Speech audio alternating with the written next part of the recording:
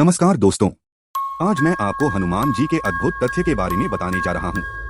बहुत से लोग जो अपने जीवन में साहस और ताकत हासिल करना चाहते हैं, उनकी पूजा करते हैं। भगवान हनुमान शायद हिंदू पौराणिक कथाओं में सबसे मशहूर और सम्मानित व्यक्तियों में से एक हैं।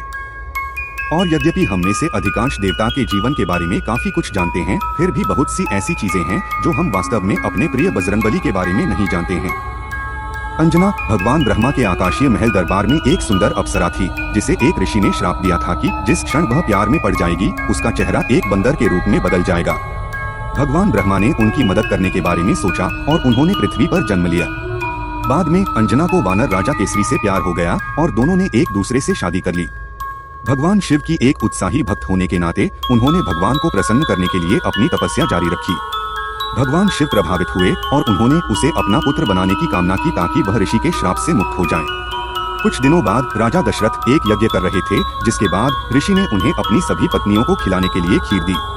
कौशल्या, उनकी सबसे बड़ी पत्नी, का एक हिस्सा एक पतंग द्वारा छीन लिया गया था। जो अंजना ध्यान कर रही थी, उस पूरे रास्ते में उड़ गई।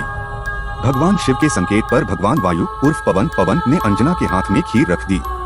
इसे भगवान शिव का प्रसाद समझकर अंजना ने इसे खा लिया और इस तरह अपने अवतार पवन पुत्र हनुमान को जन्म दिया, जो पवनों के देवता हैं। भगवान हनुमान भगवान राम के प्रति बहुत समर्पित थे। एक विशेष घटना तब हुई जब सीता ने अपने माथे पर सिंदूर लगाया। हनुमान ने उनसे पूछा कि ऐसा क्यों है।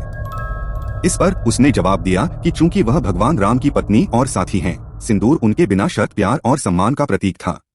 हनुमान ने तब भगवान राम के प्रति अपने प्रेम को साबित करने के लिए अपने पूरे शरीर को सिंदूर से ढक लिया। भगवान राम इससे वास्तव में प्रभावित हुए और वरदान दिया कि जो लोग भविष्य में सिंदूर से भगवान हनुमान की पूजा करेंगे, उनकी सभी कठिनाइयां दूर हो जाएंगी। संस्कृत में हनु का अर्थ है जबड़ा और मनुष्य का अर्थ है विरूपित। कोई आश्चर्य नहीं, एक बच्चे के रूप में हनुमान का जबड़ा किसी और ने नहीं बल्कि भगवान इंद्र ने विकृत किया था, जिन्होंने अंजने के खिलाफ अपने वज्र का इस्तेमाल किया था, जिन्होंने सूर्य को पके हुए आम के रूप में लिया और यहाँ तक कि आकाश में इसका पता लगाने गए। यह आकाश में था कि भगवान इंद्र ने अपने वज्र का उपयोग किया था, जिसने हनुमान को सीधे पृथ्वी पर फेंक दिया, जिससे उनका जबड़ा हमेशा के लिए क्षतिग्रस्त हो गया। हनुमान के पुत्र मकरध्वजा का जन्म उसी नाम की एक शक्तिशाली मछली से हुआ था। जब हनुमान ने अपनी पूंछ से पूरी लंका को जलाने के बाद अपने शरीर को ठंडा करने के लिए समुद्र में डुबकी लगाई थी। ऐसा कहा जाता है कि उनके पसीने को मछली ने निगल लिया था और इस तरह मकरध्वज का जन्म हुआ था। भगवान राम के राजा बनने के बाद एक बार जब दरबार स्थगित हो गया, नारद राम और हनुमान के बीच वैमनस्य पैदा करने के लिए जाने जाते थे, ने हनुमान से कहा कि वे विश्वामित्र को छोड़कर सभी संतों का अभिवादन करें, क्योंकि वे एक बार राजा थे। हनुमान ने ऐसा ही किया, लेकिन विश्वामित्र पर इसका कोई असर नहीं हुआ। नारद ने जाकर विश्वामित्र को उकसाया, जिससे वह इतना क्रोधित हुए कि वे राम के पास गए और उनसे हनुमान को मृत्युदंड देने के लिए कहा। विश्वामित्र उनके गुरु थे, राम उनकी आज्ञा की अवहेलना नहीं कर सके और हनुमान को बाणों से मौत की सजा दी। अगले दिन खेत में बयान दिया जाना था, लेकिन सभी तीर हनुमान को कोई नुकसान नहीं पहुंचा पाए, क्योंकि वे राम का जाप करते रहे। चूंकि राम को अपने गुरु के वचन का पालन करना था, इसलिए उन्होंने ब्रह्मास्त्र का उपयोग करने का फैसला किया। सभी के आश्चर्य के लिए हनुमान के राम के मंत्रों ने सबसे शक्तिशाली ब्रह्मास्त्र को भी विफल कर दिया। यह देखकर नारद विश्वामित्र के पास गए और अग्नि परीक्षा को रोकते हुए अपनी गलती मान ली।